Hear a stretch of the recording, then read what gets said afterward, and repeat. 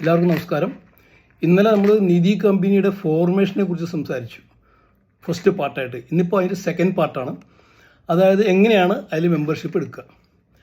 അത് ഇന്ത്യക്കാരെ എല്ലാവർക്കും ആർക്ക് വേണമെങ്കിലും അതിൽ മെമ്പർഷിപ്പ് എടുക്കാം.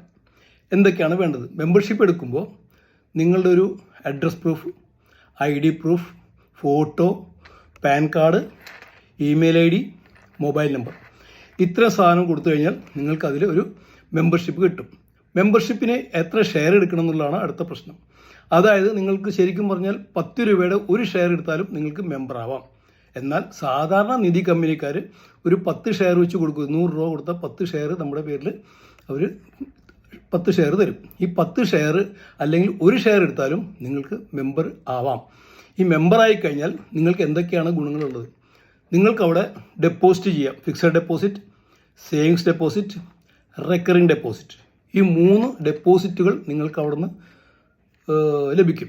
അതേപോലെ നിങ്ങൾക്ക് ലോൺ എടുക്കാം. എന്തിനൊക്കെയാണ് നിങ്ങൾക്ക് ലോൺ കിട്ടുന്നത്? ലോൺ കിട്ടുന്നത് നിങ്ങൾക്ക് ഗോൾഡ് വെച്ച് ലോൺ എടുക്കാം, പ്രോപ്പർട്ടി ലോൺ എടുക്കാം, അതായത് നിങ്ങൾ സ്വത്ത് വെച്ചിട്ട്, അതായത് ഭൂമി വെച്ചിട്ട് നിങ്ങൾക്ക് ലോൺ എടുക്കാം. പിന്നെ വരുന്നത് നിങ്ങളുടെ LIC policy, government bond, share certificates, ഇതൊക്കെ വെച്ച് ഈ 3 ഐറ്റംസ്, ഇത്രയും സാധനങ്ങൾക്ക് മാത്രമേ അവിടുന്ന് ലോൺ ലഭിക്കുകയുള്ളൂ. വേറെ ഒന്നിനും ബിസിനസ് അങ്ങനെ നിങ്ങൾ പർപ്പസ് നിങ്ങൾക്ക് എന്ത് വേണേലും ആവാം. സെക്യൂരിറ്റി, ഈ 3 ഐറ്റംസ് സെക്യൂരിറ്റി കൊടുത്താൽ മാത്രമേ നിങ്ങൾക്ക് ലോൺ ലഭിക്കുകയുള്ളൂ. ഇനി ലോൺ എടുക്കുന്നതിന് നിങ്ങൾക്ക് പരിധിയുണ്ടോ, അല്ലെങ്കിൽ ഓരോന്നിനും എത്ര വരെ കിട്ടും എന്നുള്ളത് ലിമിറ്റ്, ഓരോന്നിനും ലിമിറ്റ് ഉണ്ട്.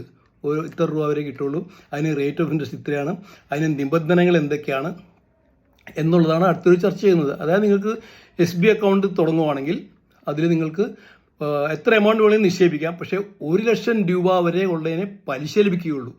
1 ലക്ഷം രൂപ വരെ ഇട്ടതിൽ ആ എമൗണ്ടിന് മാത്രമേ പലിശ ലഭിക്കുകയുള്ളൂ. 3, 4, 5 ലക്ഷം രൂപ നിങ്ങൾക്ക് ഡെപ്പോസിറ്റ് ചെയ്യാം. 1 ലക്ഷത്തിന് മാത്രമേ പലിശ ലഭിക്കുകയുള്ളൂ. RD അക്കൗണ്ട് നിങ്ങൾക്ക് എത്ര കൊല്ലം, ഇപ്പോൾ മാക്സിമം 5 കൊല്ലത്തേക്കാണ് നമ്മൾ ഡെപ്പോസിറ്റ് ഇടാൻ പറ്റുക. ബാങ്കിലേക്ക് 10 കൊല്ലം വരെ ഇടാം. ഇവിടെ നിങ്ങൾക്ക് 5 കൊല്ലത്തേക്ക് ഫിക്സഡ് ഡെപ്പോസിറ്റ് ചെയ്യാൻ പറ്റത്തുള്ളൂ. ഫിക്സഡ് ഡെപ്പോസിറ്റ് ചെയ്ത് കഴിഞ്ഞാൽ 3 മാസത്തിനുള്ളിൽ നിങ്ങൾക്കിത് ക്ലോസ് ചെയ്യാൻ പറ്റത്തില്ല. അങ്ങനെ ആവശ്യം വന്നാൽ ലോൺ എടുക്കേണ്ടി വരും. 3 മാസം മുതൽ 180 ദിവസം വരെ നിങ്ങൾക്ക് വേണമെങ്കിൽ, 3 മാസത്തിന് മേലെ 180 ദിവസത്തിനുള്ളിൽ നിങ്ങൾക്ക് വേണമെങ്കിൽ ക്ലോസ് ചെയ്യാം. പലിശ കിട്ടത്തില്ല.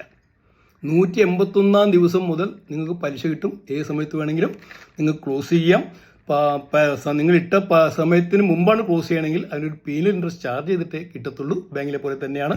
അപ്പോൾ 3 മാസത്തേക്ക് നിങ്ങൾക്ക് പലിശ കിട്ടും. 3 മാസത്തിനുള്ളിൽ ക്ലോസ് ചെയ്താൽ പലിശ കിട്ടത്തില്ല. 3 മാസത്തിന് മേലെ 180 ദിവസം വരെയാണെങ്കിൽ പലിശ ഇല്ലാതെ ക്ലോസ് ചെയ്യാം. 181 ദിവസം കൊണ്ട് പലിശ കിട്ടും. ഇതാണ് ഇന്നത്തെ. ഇഷ്ടപ്പെട്ടെങ്കിൽ ലൈക്ക് ചെയ്യുക, ഷെയർ ചെയ്യുക, സബ്സ്ക്രൈബ് ചെയ്യുക. Thank you.